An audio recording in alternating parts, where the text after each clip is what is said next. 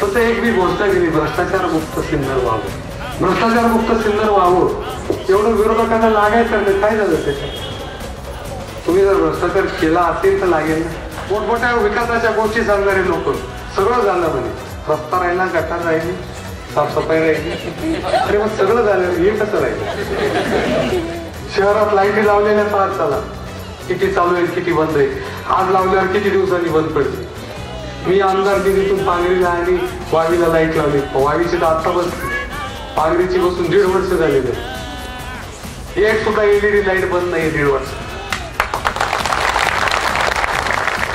की तो विकास दिसला पाहिजे, मला मान्य आहे, ती इमारत दिसली पाहिजे, खूप छान आहे, परंतु माझं म्हणणं विकास जाणवला पाहिजे, की मला भ्रष्टाचार मुक्त प्रशासन हवे.